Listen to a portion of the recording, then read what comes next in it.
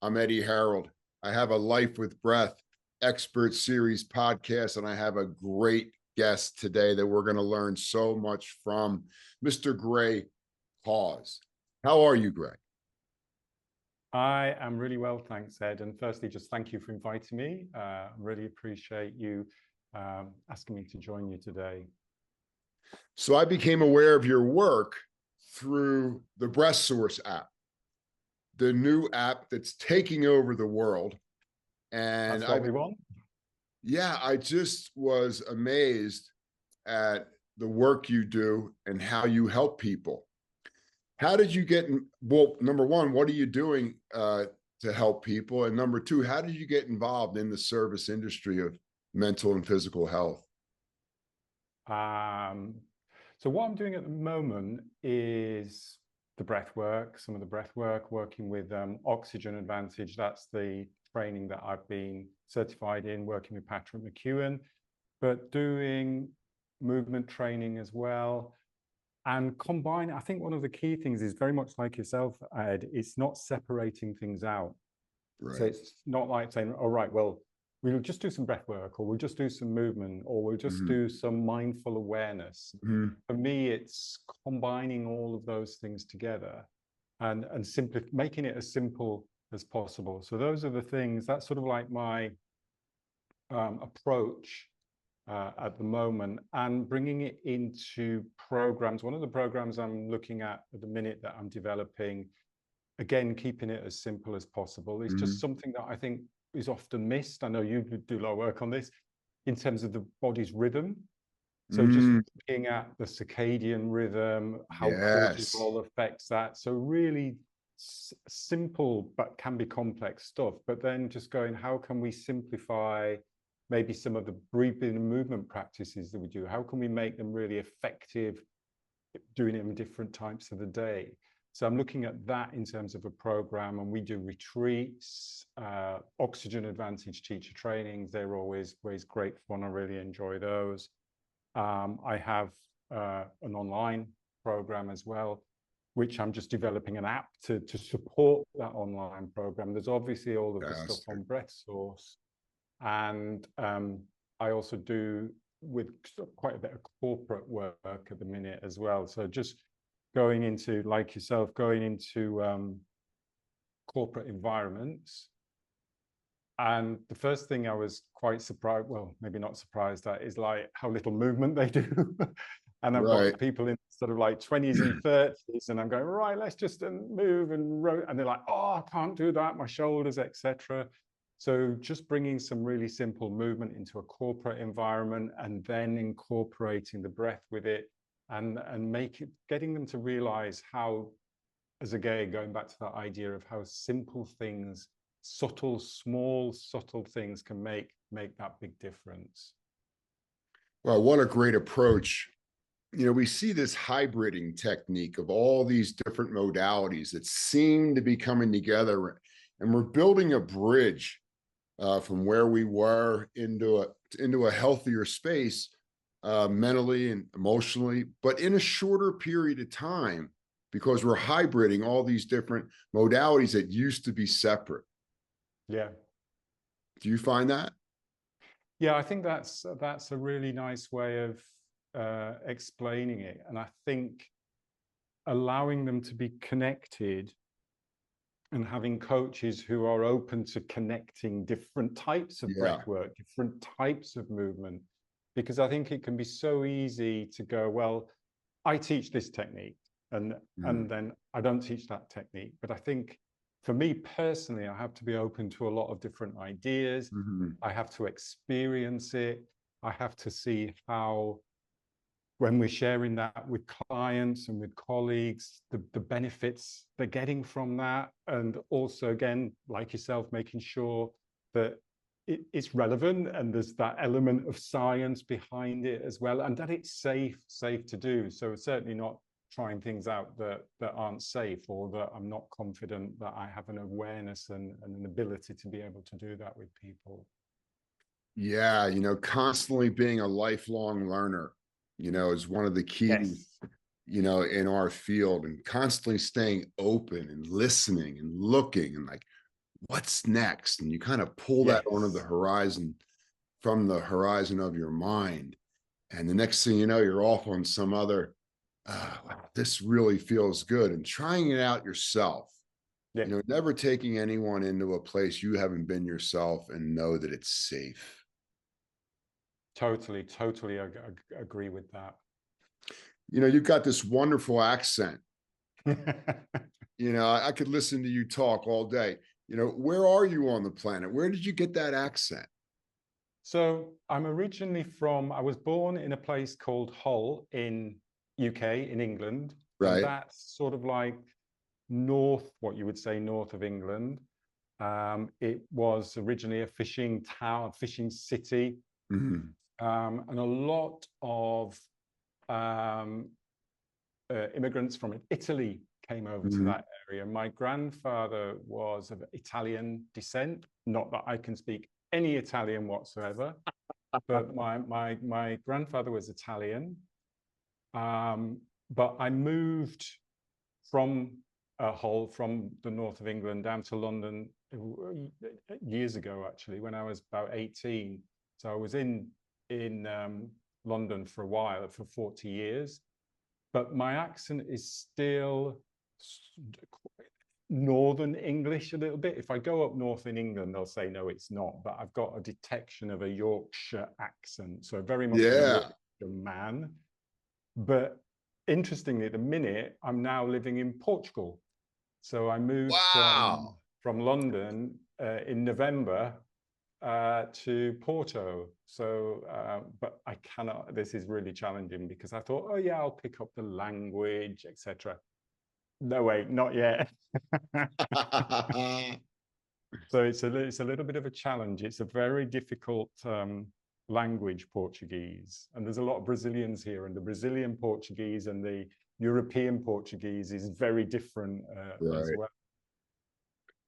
I'm just fascinated by the fact that, that you're doing this work, whether it be, with athletes or whether it be in a corporate environment or whether it be in relationships. As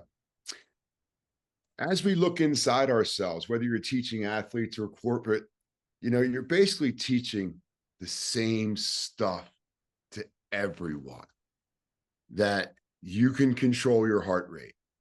You can control patterns of movement. You don't have to beat yourself up if you don't want to.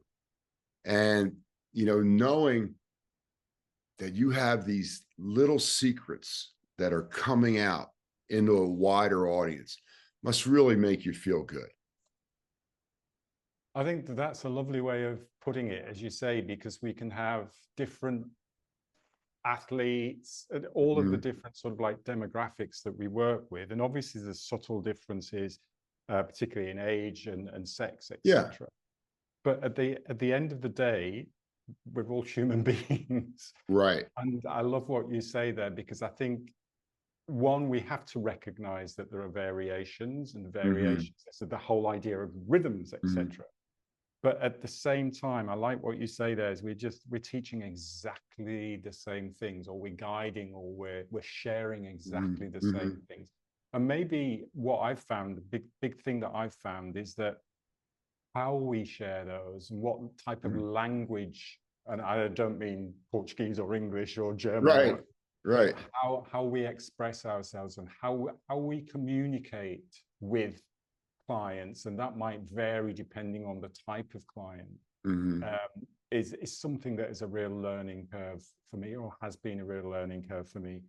But we are communicating the same thing, as I just said at the very beginning, the nervous system. There's ways to regulate the nervous system. Lovely point. I like that point. What are some of the tools that you use to create trust with your clients? Like, I'm a trusted source. I am here to help. I'm not here to start any trouble. If you're interested, I have some ideas I'd like to share with you. How do you build that trust with people these days in this world of temporary deception and misuse of the word and things like that? That's an excellent question. And I'm just thinking back to a session I delivered yesterday, actually, to a corporate. And we ask for feedback afterwards because corporates love all of the feedback and the tick boxes. Yeah. And one of the points, quite a bit of the feedback was things like, where I felt really comfortable, and not necessarily, I don't even know anybody who used the word trust actually, but I think what they said, or what we really liked, is that we didn't feel we had to do anything. We weren't pressurized in practicing anything. And also the fact that I always give them that little sprinkle of the science, particularly if you're going into a group and the focus is breath work and you're talking about your daily circadian rhythm. They're all going to go, what's he talking about? So if you can just hit them with that little bit of basic science about this is why we're doing it, to explain to people why we're doing whatever practice we're doing, lay out what the expectation is throughout the session. This was all online, so it's making sure that people feel comfortable sat in front of the camera. But it's a really good point.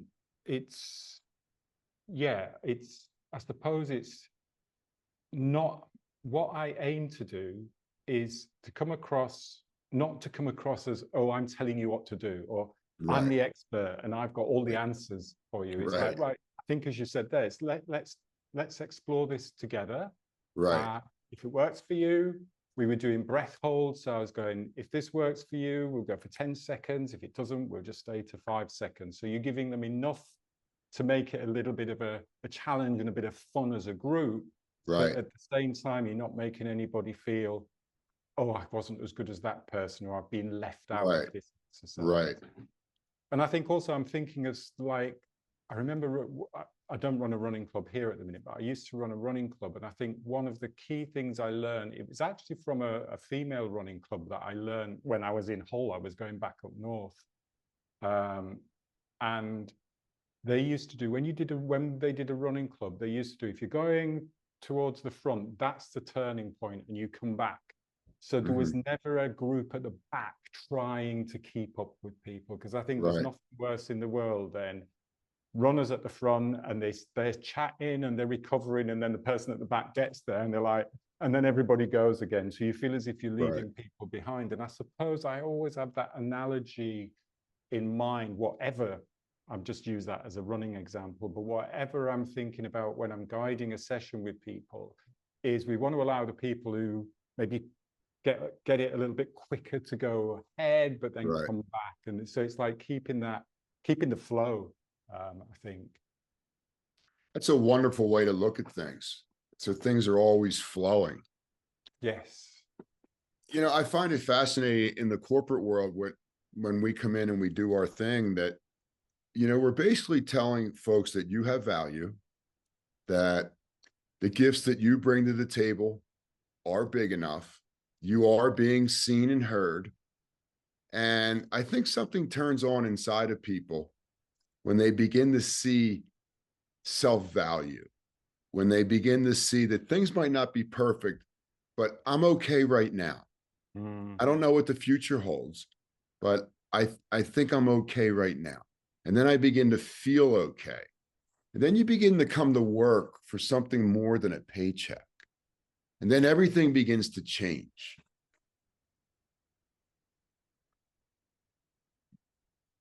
I like that. I think the self-value, we often, and particularly in corporate world as well, but in general, I think we're very keen to judge ourselves. Yeah.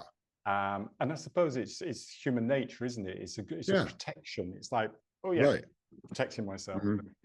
And that, I think, can be emphasized in the corporate world. So I think, as you say there, you show up as you are now. The idea of challenging is important. The idea of learning and development is important, but it's knowing that it's not point A to point B. It's that process. And that's really, it is challenging, isn't it? Because it's challenging to go to a company and say, look, we might not come out and say, these are the results straight away. It might have gone down a little bit, it might have gone up a little bit. So it's not like saying, I'm going to increase your 5K time as a runner, or I'm going Right, to right, increase the way you lift weights, because if you do this, and this, it will happen. It can happen with right, breath work. One of the simplest things with breath is shut your mouth for a lot of time, and you'll find that a lot more beneficial. But how do you quantify that? right. So yeah, it's a good point. It's like it's the quality. So you've got to qualify. Is that a word? Is qualify? I don't think it is actually, but you know what I mean. You it's not Quantified. quantum. We'll make it You can up. quantify it. Yeah. It's not just about quantity, and that's so important, Ed, as you say, is to give people that self-value, because it can be so easily lacking, particularly in a fast corporate environment. Yeah, you begin to realize that, quantity is great. We do want to create revenue. We do want to cut healthcare costs. We would like to have healthy communication between everyone at work, and it's a lofty goal. We all come up a little short with that from time to time. But life is really about the quality of the moments Yeah. that we have with ourselves and share with each other in the process of figuring it all out. Like, can we have quality moments when there's disagreements? Knowing that the person who's taking the least amount of breaths in that conflict has the lowest heart rate, will have access to the deepest layers of his brain to rotate through the filters, maybe to have the best choice. Really like that. Love that point, actually. Yeah. So to me, it's like whoever has the lowest heart rate at the table when there's conflicts about how to move forward, that person will be the genius in that moment. The person with the highest heart rate will probably scream the loudest. I like that. I think that, again, as you say, because you are doing, like, you're giving them that quantity type thing. It's actually the lowest heart rate. That brings me back, again, just going back to one of the running exercises I used to do. We used to do a race. Right. So I'd get everybody lined up to do this race. And then you've got to be the slowest. So it's the same thing, isn't it? It's like, can you get from there to there the slowest? Because Right. actually, as you know, with the movement stuff that you do, to actually, and you can't just keep stopping. It has to be flowing movement. Right. So taking really slow steps and feeling every single sort of like that Right. rotation and spiral. And I the love that. slowest. I love Yeah. that. Yeah, Do it because your ego crawling as doesn't. well. Crawling across the floor, you've got to crawl the slowest. So anybody can sort of like Oh, scamper dude, you're across the talking floor. my language. Yeah, This crawling is the foundation of all movement. yeah. I mean, no one taught you how to crawl. The DNA already knows how to crawl in the cross patterning technique. The right hand comes forward and then the left knee follows. And then the left hand comes forward, the right knee's going to. And this cross patterning, no one taught you how to run. No. No one taught you how to walk. It's already on board. It's a genius. And going slowly like this, we begin to feel so much more of the recruiting muscles Yeah. around the primary muscles so that we become super efficient and stable from the feet up with I love this. One of my best clients, I say best clients because you don't quantify the clients, but I was doing some crawling presses, and that's probably one of my oldest clients as well, as in age. And it looked like watching a slow motion movie. He was moving, so there wasn't any and he was a ballroom dancer. Oh, So he knew like foxtrot and how to hold a position but keep the flow. But everybody say, I mean, I'm not a dancer, but they'll say in terms of like slow movement, it's so much challenging. It's got to look so effortless right. and graceful. but Hmm. it's really, really hard work. And it was just beautiful to watch him. It was literally, I videoed him. I wish I still had it. I don't know if I have, but Wow. I videoed him, and it literally looked as if I just slowed the video down. But going back to that point you made about everybody learns how to crawl, quite often they don't. Because if you Hmm. think as a child, sometimes like, right, like get them walking and they'll put them into Right. walkers. So I've been doing some work actually, going, not me personally teaching this technique, but working with a couple of people here in Porto, doing Feldenkrais. And I Yeah. did Feldenkrais years ago in London. I had some lessons and things, and I worked with a runner who was a Feldenkrais coach as well. And it's just been so beautiful coming back to those slow, simple Hmm. movements. And this guy is also an osteopath, and the first session he was like, right, we're just going to do some micro physiotherapy, and he said it in Portuguese, and I'm like, I don't know what that is, but hey, let's have a go. And he was literally doing sort of like fascial release, but without putting pressure on it. It was literally lifting and rotating, and I could feel the whole spiral, that whole fascial connection just Hmm. lengthening, and my one side of the face maybe changing, and the subtlety of it was so beautiful. So I think that's important, that slow, steady movement. Everybody thinks it's simple, isn't it? Oh, no, it's like soft Right. movement. You look at some good qigong practices, and as you say, some Yeah. flow practices. It's fantastic to watch, but also very powerful to do from a training perspective. And I think it's the perfect antidote for where we are as a species in 2025. Yeah, Like everything is going so fast. fast. The nervous system's under assault. We can't keep up with the present moment. We're constantly playing catch up, which is creating self doubt around my skills. And as soon as we begin to slow down and we have these little micro fascia releases, Mm, in the old days, you'd have to work out for hours to get to that because we were dense and things were slower back then. In these days, all these little Eastern art techniques are the perfect antidote to get what we want to achieve from a health and mental standpoint in a very, very short investment of seconds and yes. minutes for those who are open to it. Yeah.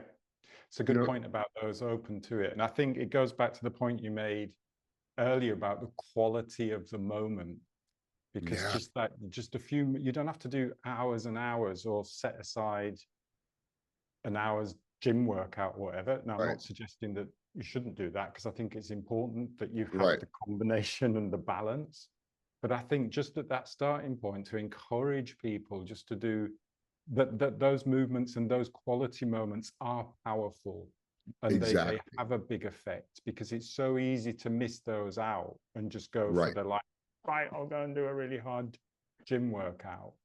But it's that combination, isn't it? It's making sure that when you're doing the subtle stuff, right. that can be where the big changes happen. And then when you come to do the more powerful stuff, when you come to run, or you come to box, or you come to lift weights, your body has learned that movement pattern Mhm. slowly, so it knows how to manage it. Just with the breath has learned Yeah, in a controlled way to tell the brain you're safe, or the breath has learned to right. energize the body. I love that. You know, as we look deeper into what we're doing, what we're being, this intention, like Yes. giving the mind something to focus on, some sort of a purpose.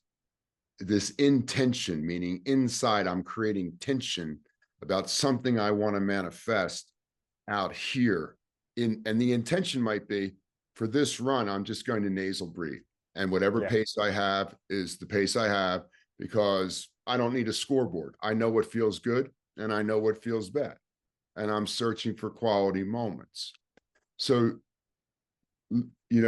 this intention thing and blending it with breath control, and then getting control of the heart rate, and just having that dashboard, in your mind. You don't need a watch. Okay. I pretty much know what my heart rate is. I pretty much know whether I'm burning fat or storing fat. I pretty much know what my glucose levels is. I know whether I can hold this pace or not. You are the technology. Yeah. And the more that you can animate yourself internally and search for quality moments with yourself, then your brain is off searching for quality in every relationship that you're going to be in your life. That's a lovely way, again, a really nice way of putting it. If you're searching for those quality moments. Yeah.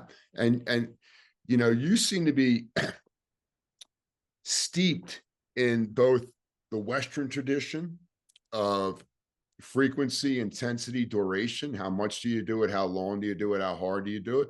But also the Eastern arts, where it's more of like breath, angles against nature, and pulling yourself back to your core, and then balance, staying in balance, like the foundation of longevity, where you blend that with the foundation of kind of the harder stuff, the stressful stuff that we see in the typical Western training. I think the point, again, you made about intention, we can miss that in the Western training, if you like. So I'm thinking about, like, you go to the gym and you're going to lift weights. So you're lifting weights, but what is the reason why you're lifting weights? So if you're going to go and lift weights, I think we can go to a yoga class, you can go to a Tai Chi class, you can go to a breathwork class, and you can go, right, let's set an intention for the class. But you don't go to very rarely I've seen people go to the gym and go, right, let's set an intention for this practice. So why am I lifting this way? I'm lifting this. Do you know what I mean? If you're doing stuff outside, I'm doing stuff like, right, I'm just going to lift this rock and carry it over there. So there's a purpose behind doing the movement. So actually that intention is telling the body, this is what we're going to do. And exactly. That was another big nugget that I picked up just recently, actually, is like, have an intention for those moments as well, because otherwise the brain's going, why are you doing this? Why are you lifting weights? So that's the lovely point again, Ed. So just really highlighting intention can sound very like woo-woo. It's like, oh, what's the intention? But it's like, it means I'm going to pick this rock up and put it over there because I'm going to build a wall or something like that. Right. I think we really, in this day and age, we need to live more with a purpose. And whether that, takes place in the first 5 minutes of when you get up in the day and you set a goal, or maybe you set something in your mind that you would like to achieve before you return back for the last 5 minutes of your day, going from conscious to I call that the bookends, the first 5 minutes of the day and the last 5 minutes of the day, where most of us are missing the point of what's happening in the brain, where in the morning you're coming from delta waves through theta up through alpha into the beta waves of what you're going to be from 9 to 5. Very, very important to pay attention to those rhythms of what's coming up. And if you get out of bed and 3 out of the first 5 thoughts out of the blue aren't positive, it's a day you might want to just lay low and, listen a little bit more and, kind of pay attention, because it might be a stormy day inside and your ego might not like that. It's not going to be all candy canes and parades. And then at the last 5 minutes of the day, before you're unwinding the brain, what is coming up as you're moving through alpha and theta before you go unconscious? What's there for you? I mean, this is valuable stuff, because the normal gatekeeper isn't fully awake. So, most of us, we wake up and then we're just off in our day, and, away we go in the adventure and the movie of me. And it's great. I get it. It's all about me. And, it is also about the collective. But at the end of the day, too, like watching what comes up from your, and like, do you need to attach yourself to something that felt really, really good? And, a micro victory, like, God bless you. It's great. You know, everything doesn't have to be a big victory.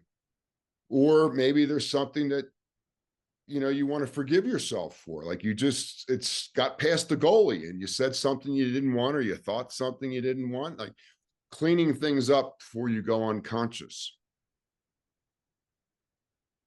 I always remember doing a training with Patrick, actually, Patrick McCune. We were in Dublin, and Interesting. I was doing the potato training because I did Oxygen Advantage first, but then I went and did the potato training with him because I wanted a little bit more of the science background. And so potato is a little bit more, I would say, patient-led. It's, do you know what I mean? Rather than sort of like client-led. And I'll never forget one lady at the session said, I always wake up so anxious and really dreading the day. And it was a real shocker to me. Is like, where does that come from? And she was fine, you know what I mean? She was breathing okay, she was moving okay. So who knows what's going on again with the rest of her life, etc. But I just thought, to have that thought first thing in the morning, and is there then a way where, as you say, you can change that? So be kind to yourself. And again, that can sound a bit woo-woo, but again, we have that sort of like protective things, that sort of like negative thoughts. We all like a bit of a drama. Maybe you can just switch that mindset around. And one of the things, again, I really highlight when I say doing corporate, but with any client, is I always ask them about stress. I'll say, okay, so if I say stress to you, what comes to mind? And it's always something negative. And I'm like, so give me something, a good stress. And I was really surprised on how many people are not aware that stress is good for you. So I think even just by giving people permission to realize that actually, if you wake up feeling a little bit anxious, maybe about the day ahead, it can be that you can maybe just switch that up, change that around a little bit, be a little bit kinder to yourself, change the tone of the voice that you're speaking to yourself with. Brilliant. I love that last 5 minutes of the day, because I think the other thing you said there is about the little I love micro victory. I think that's a really nice term. I enjoy that. I like that, because we can all too often think we have to do massive changes, but maybe it is just like, oh, it was really nice to have the chat to that barista this morning when I had my coffee. Really nice. We shared a few tales about whatever. And I think one of the things I always tend to think about, again, in those last 5 minutes or towards the end of the day when things are slowing a little bit, is, again, what are you looking forward to tomorrow? Because often in journaling, or right, this is what I did today. And then you can be like, oh, and now I'm thinking about what I'm going to do tomorrow. And we can often think about, oh, I've got to go and do this tomorrow. So it's often things that are chores or things that we've got to be challenged with. But what's one thing that you may be looking forward to tomorrow? So it's great to be in the present moment, but as you say, it's always good, I think, to reflect. What was that micro victory? Doesn't have to be a big thing. What are you looking forward to tomorrow? It doesn't have to be a big thing. It can be, oh, great. Yeah, I'm going to go and get my coffee after my run, or I'm going to go and have lunch, or I'm going to write that email to sort out It doesn't have to be this major world-changing event. And just giving yourself those little positive thoughts, I find can make a massive difference. That is so well said. You know, I find you a very curious man, which is something that seems to be missing. Folks aren't curious anymore. They've kind of shut off that part of their brain. They're not looking around the way they used to. Maybe that's just my experience. I could be wrong on that. Do you find curiosity as something of value to the human brain, the human mind, especially as we... Yeah, I definitely. I think it's something that again, being very aware of, particularly teaching, again, going into coaching and helping people, is I think that curiosity is so important. And that's helped a lot by mentors and other coaches I've worked with. So I've worked with people who have been very open to not saying you have to teach like this or you have to do that, because then you can start to shut off. But I think that curiosity and critical thinking is so important. Just because one person says da da da da da da da da, da, don't repeat it. Check it out, and obviously as well as you can, rather than just say something that might be Chinese whispers that has come from somebody else, has come from. And if it has done that, you can say that. It's like, I heard this and this, so maybe try it out. So there's nothing wrong in that, but you're not preaching or being the expert in something. I think it's critical thinking and curiosity. When I do the Oxygen Advantage instructor training, that's the first thing I start off with. It's like, right, we've got to think critically. Just because Patrick's found this research that says da da da da da da da da da, is that right? Can we explore that? Can we discuss that? Things will change. So yeah, I think that's really important, Ed. So I find your wisdom, your knowledge fascinating. I'm going to throw out a couple things and just whatever comes instinctually, from your gut, I'd love to hear from you. So like, when I say breath rates and heart rates, what does that mean to you?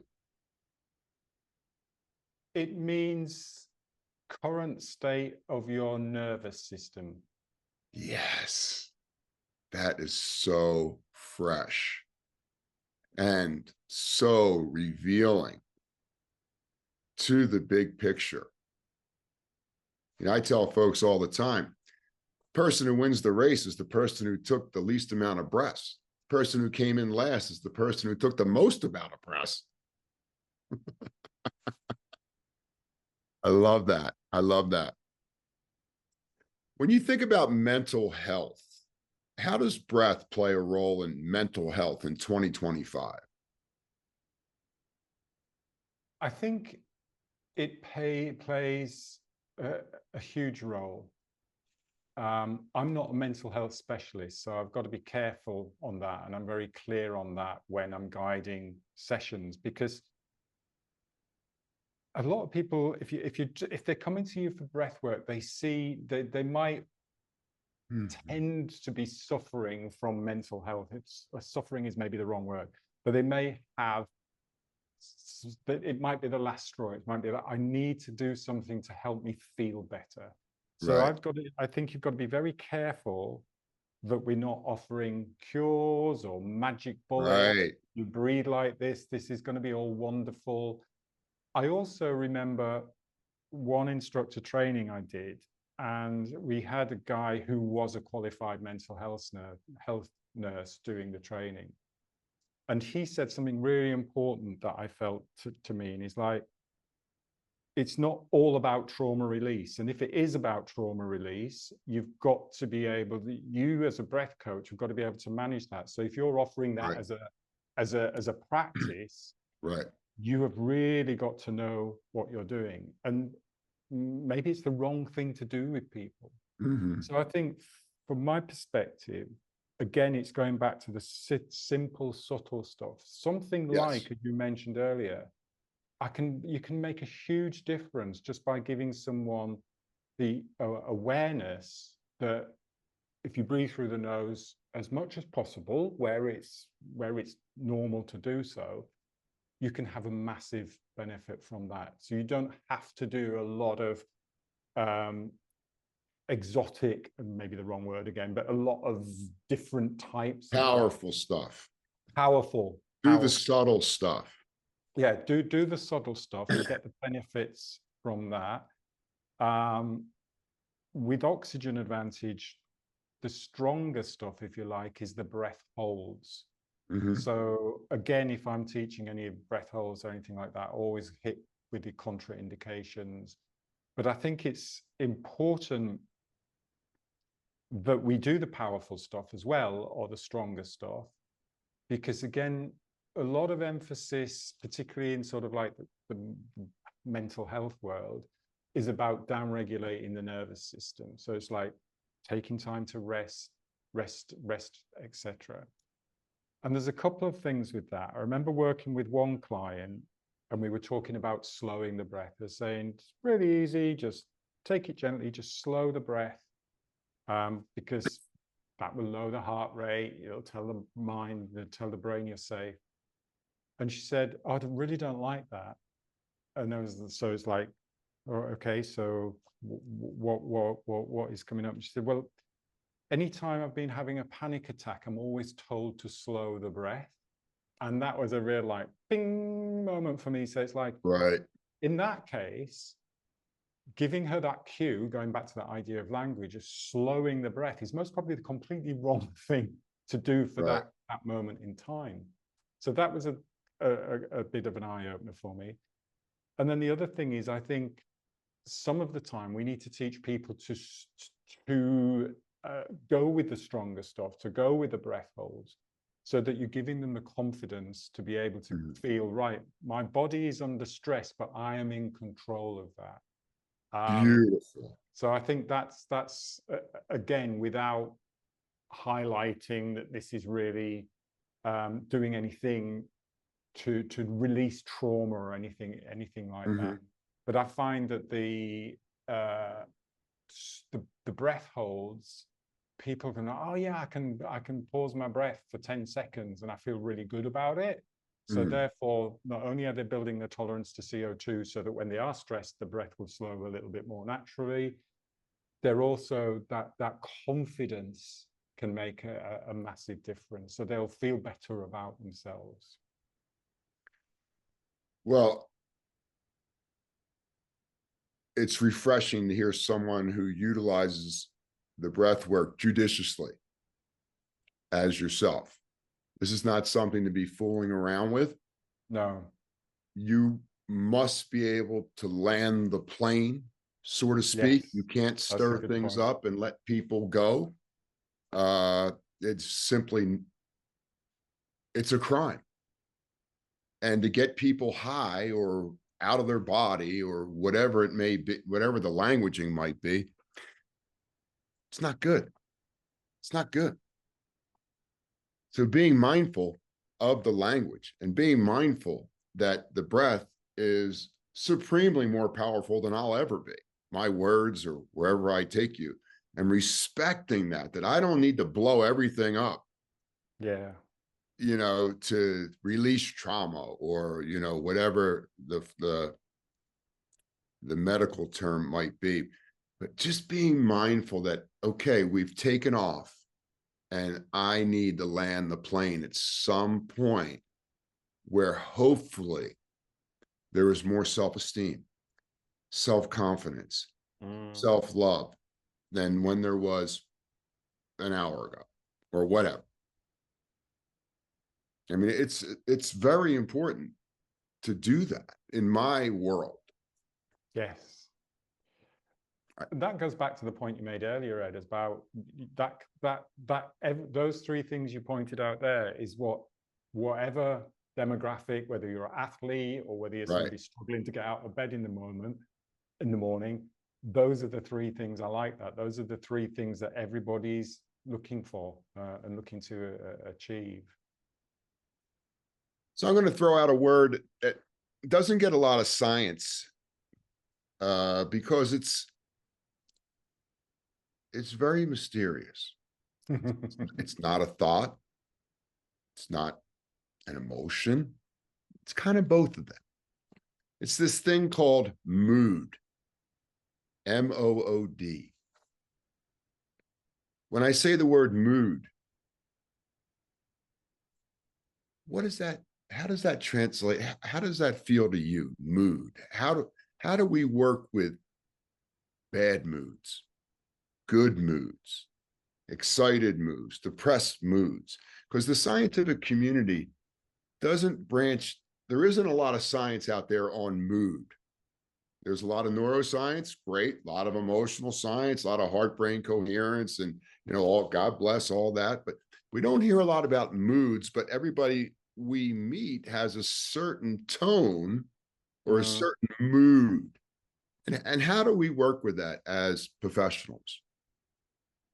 That's a great question, and I've never even thought about that before. And I love the fact that you sort of like said it combines thought and emotion, because I've always found it challenging to distinguish the two. Do you know what I mean? It's like, well, what Yeah, is a thought? yeah, What is an emotion?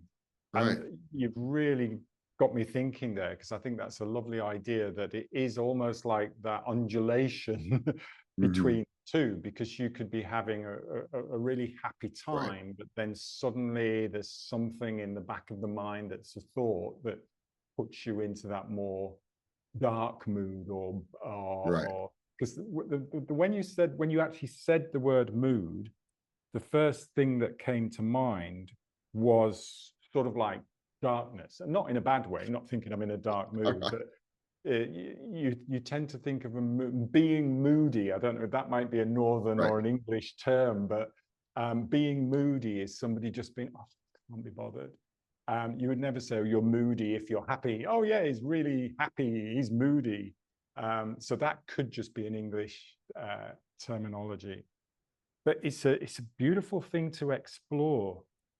And I wonder if there is any link, going back to what we talked about in terms of circadian rhythm, the rhythms of the of Mm-hmm.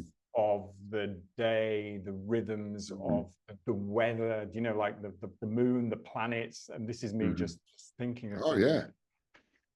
What comes to mind is I'm thinking about this, as I say, I was thinking about this, the rhythm of the day and keeping it as simple as possible. And I remember back to, it'll be the early 70s. Mm-hmm. And I was thinking about this the other day, and I thought, as a kid, I was really into what we called at the time biorhythms. I don't know if Yeah, you heard that term. Do you remember biorhythms? And you yeah. remember, and I was looking up how, because I remember measuring biorhythms as a kid. And then I remember also I changed the clocks. So I thought, right, I don't want to stay, I want to see what happens to my body if I change the clock to, instead of 9 o'clock in the morning, 7 o'clock in the morning. And I spent a week or two going on a completely different time Wow. zone. And I don't know why I did it. It was Wow. just interesting. Wow. But I'm just thinking back to biorhythms, because I think the way you calculated it, and I might be totally wrong on this, and I don't think there was any science, I don't think there is any science, but I'm sure you counted days from your birth within the month, and it was like 23 days is when you're emotionally in this state, and 28 days is when you should avoid any of this state. And in a way, if you could, so it's like there is relation. I need to look at, I'm really going to go and do a little bit of reading on this after this conversation, because how does that tie into mood? Because you might, oh, there's some days when it's raining or when it's Mm-hmm. dark or whatever. Sometimes I love that. And in fact, I sometimes love that more than when Mm-hmm. it's hot and sunny. So I think that plays into mood as well. Environment plays into mood. It doesn't have to be a thought, a particular thought, or a particular emotion. I Yeah. like that. That was a brilliant, brilliant answer. And so honest. Fascinating, man. I could listen to you talk all day, man. So before we wrap up, the circadian biology, these internal clock mechanisms that cannot be hacked. These are on and they will be on until we stop breathing. I find the science fascinating as we connect to nature and sunrise and sunset and midday and sympathetic and parasympathetic and hormones and neurochemistry and digestion and immunity. Oh my gosh. Where do we begin if we were speaking to a fifth grader to try to say what the value is and taking a few seconds of your day to tune to this circadian biology that we're starting to hear about more and more on a grand scale? What I'm finding, and again, I'm still being curious about this and Me still too. exploring this, what I'm finding is the easiest way to land this, not land the plane, land this, is if you talk about cortisol. Because I think in general, most people have heard about cortisol as the stress hormone, and then just reframing that as the energy hormone. And interestingly, Andrew Huberman did a podcast about this recently, one of his podcasts, and it was fascinating because I often listen to podcasts and I've either been working on that type of stuff or been looking at that type of stuff. But in general, the cortisol curve is pretty steady. It might flatten a little bit as you get older. It might be slightly different for females, males, etc. But if you can tap into that first thing in the morning, as you say, you're doing your positive thoughts. First thing in the morning, you want higher cortisol levels. So people go, oh, we're supposed to have low cortisol levels. I mean, this goes obviously with saying that as long as there's no illness or you haven't got any diseases that affect your cortisol levels. So in general, healthy, etc. Is you can get out in nature, get the sunlight, do some of the powerful breath work, some of those stronger breath holds when you're doing some movement, etc. And then after, we know we have that little bit of energy dip after lunch, everybody gets that. So maybe we don't do as powerful a breath work, but maybe we just add some little pauses just to give you that little boost of energy for the afternoon. And then in the evening, you can do particularly sort of like a little bit of down regulation, plan what you're doing the next day, have your little thought about, oh yeah, I'm looking forward to getting that coffee first thing in the morning. And the way I can get people to get that straight away, usually, is if the session's in the morning, is right, how did you sleep last night? Yeah, all right. How do you feel this morning? Could you do with a little bit more sleep? The majority of people want a little bit more sleep, or they feel a little bit in a good mood, bad mood. What mood are you in? I'm going to start using that one. Thanks for that. And I think then you can say, right, well, actually, to keep that energy level going, have a little practice of this first thing in the morning. If you do a session after lunch, how do you feel after? Oh, we all want a little sleep. Right, what we can do now is this little bit of energy work. And this is going to be really, it's going back to your intention. It's going back to your purpose. This is why we're doing this breath work now. We're not doing it because we're going to sit here and do 20 minutes of long breath work. What's the reason why we're doing this practice now? And then you just give them, right, at the end of the day, just tonight, go and sit, slow your breath for a few minutes, see how you feel. And then play around with this energy curve.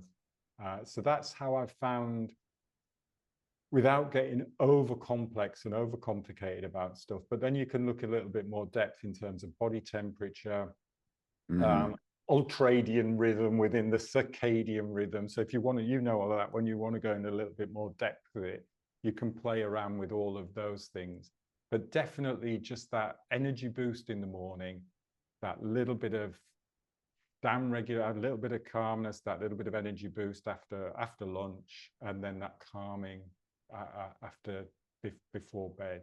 And I find so well said.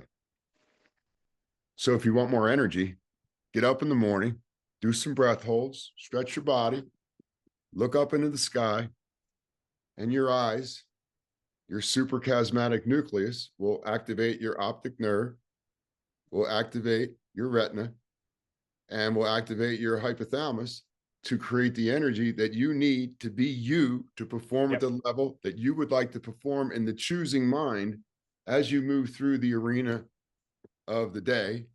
And then after dinner, you get outside and oh my gosh, your eyes pick that up, the different angle of the sun, and it says, it's time to make melatonin.